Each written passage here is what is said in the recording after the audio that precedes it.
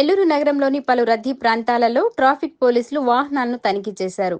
Nellore south traffic CI Venkatareddy ఆదేశాల మేరకు ఎస్ఐలు హరికృష్ణ, మాల్యాద్రిలు తమ సిబ్బందితో కలిసి ద్విచక్ర వాహనదారులను ఆపి డ్రంక్ అండ్ డ్రైవ్ టెస్టులు చేశారు. ధృవపత్రాలు లేని వాహనాలకు ఫైన్ విధించారు. ఈ సందర్భంగా సీఐ వెంకటరెడ్డి మాట్లాడుతూ, రోడ్లపైకి ద్విచక్ర వాహనాలతో వచ్చేటప్పుడు తప్పనిసరిగా హెల్మెట్ ధరించాలన్నారు. వాహనదారులు తప్పనిసరిగా ట్రాఫిక్ నిబంధనలు పాటించాలని, మైనర్ పిల్లలకు వాహనాలు ఇవ్వొద్దని సూచించారు. వాహనాలు నడుపుతూ మైనర్లు పట్టుబడితే తల్లిదండ్రులపై కేసులు నమోదు చేస్తామని హెచ్చరించారు. గౌరవ ఎస్పీ గారి ఆదేశాల మేరకు గత కొద్ది రోజుల నుంచి మన నెల్లూరు జిల్లాలో కూడా అన్ని రకాలైనటువంటి అవేర్నెస్ క్యాంపులు నిర్వహించడం జరిగింది. అది ఉమెన్ సేఫ్టీకి సంబంధించి అయితేనేమి, అదేవిధంగా సైబర్ నేరాలకు సంబంధించినవి. దానిలో భాగంగా మన ట్రాఫిక్ సంబంధించి కూడా అవేర్నెస్ క్యాంప్స్ అనేవి వివిధ రకాలుగా వివిధ కాలేజీల్లో అయితేనేమి సెంటర్స్ అయితే నిర్వహించడం జరిగింది. మొన్న మన ఎస్పీ గారు కూడా పాల్గొనడం జరిగింది. నారాయణ కాలేజీలో జరిగింది. అంతకుముందు అయితేనేమి, ఆ తర్వాత అయితేనేమి రోడ్లు జంక్షన్లో, అదేవిధంగా ముఖ్యమైనటువంటి కాలేజీల దగ్గర కూడా మేము మా ఎస్ఎల్ఎంఏ పబ్లిక్ మొదట అవేర్నెస్ కలగజేయాలి అనే ఉద్దేశంతో ట్రాఫిక్ సంబంధించి నియమాలు అయితేనేమి, రోడ్ సేఫ్టీకి సంబంధించి పలు సూచనలు చేయడం జరిగింది. ఈ వారం నుంచి ఎన్ఫోర్స్మెంట్ వర్క్ కూడా చేయాలి అనే ఉద్దేశంతో మేము మా ఎస్ఐలం కూడా ముఖ్యంగా ప్రమాదాలకి ఏ అయితే కారణం అవుతాయో వాటిని మనసులో పెట్టుకొని ప్రధానంగా డ్రంక్ అండ్ డ్రైవ్ ఒకటి, అంటే తాగి వాహనం నడిపేవాళ్ళు. అంటే దీనివల్లనే మనకి యాక్సిడెంట్ జరిగే వాటిల్లో మెజారిటీ ఈ డ్రంక్ అండ్ డ్రైవ్ వల్ల జరుగుతూ ఉంది. అదేవిధంగా సెల్ ఫోన్ డ్రైవింగ్ ఒకటి.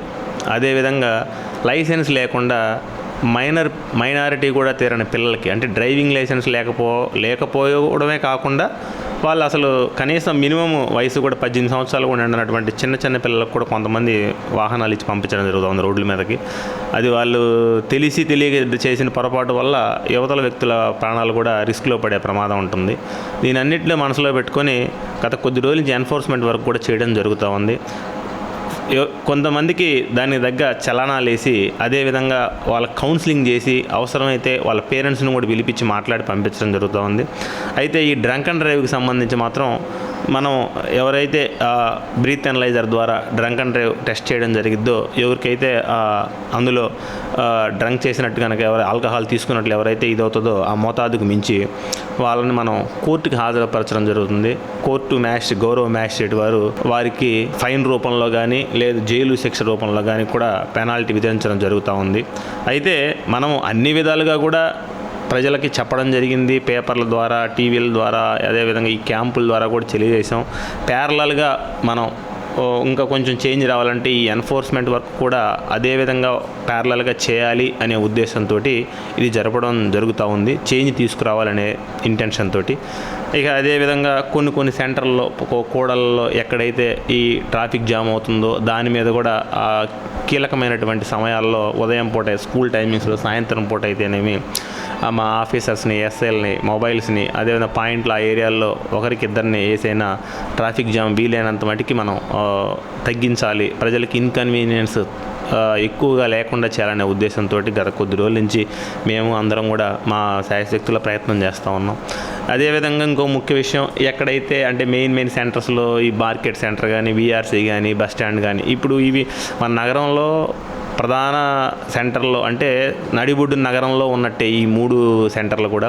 సో వీటి దగ్గర ఏంటంటే పబ్లిక్ ఉదయం సాయంత్రం టైంలో కొంచెం ఎక్కువ రద్దీ, అంటే బస్ స్టాండ్ దగ్గరికి, జిల్లాలో ఉన్న మెయిన్ బస్ స్టాండ్ కాబట్టి అక్కడికి ఈ బస్సులు ఎక్కడం దిగడం ఈ ఉద్దేశంతో ఎక్కువ మంది వచ్చే అవకాశాలు ఉంటాయి. అదేవిధంగా మార్కెట్, అది నెల్లూరు నగరం మొత్తానికి మన ప్రధానమైన మార్కెట్. పబ్లిక్ కూడా మీ ద్వారా మేము తెలియజేసేది ఏంటంటే, వాళ్ళు వెహికల్ బయట పార్క్ చేసేటప్పుడు రోడ్ల మీద ఎట్లా పడితే అట్లా పార్క్ చేయకుండా వీలైనంత రోడ్డు ఒక సైడ్కి కానీ, లేదు పక్కన ఉన్నటువంటి ఏదైనా గ్రౌండ్, మన వైఎంసీ గ్రౌండ్ దగ్గర కానీ, ఇట్లా ఎక్కడో మన ఖాళీ ఎక్కడైతే ఉంటుందో ఆ ఏరియాలో పార్క్ చేసుకొని రోడ్డు మీద పోయే పబ్లిక్కి ఎక్కువ ఇన్కన్వీనియన్స్ కలిగించొద్దు అనేది కూడా మనం మీ ద్వారా తెలియజేస్తూ ఉన్నాం. పెట్టి కేసులు కూడా ఈ మధ్య, అంటే ఎవరైతే ఈ రోడ్డు ఆక్యుపేషన్ చేసి ఎట్లా పడితే అట్లా ఇచ్చేసి ఎవరైతే ఉన్నారో వాళ్ళ మీద పెట్టి కేసు రాసి ఇప్పుడు కోర్టుకు కూడా ఇప్పుడు ఆధారపెట్టడం జరుగుతూ ఉంది. రిపీటెడ్గా ఎవరైతే చేస్తా వాళ్ళని పబ్లిక్ ఇబ్బంది కలగకుండా చేయాలనేది మా ఉద్దేశం. ఉద్దేశం. దానికి ప్రజలు కూడా సహకరించాలనేది తెలియజేస్తా ఉన్నాం. సహకరించాలని మీ మీడియా ద్వారా కూడా వాళ్ళకి అది తెలియజేస్తున్నా ఉన్నాను.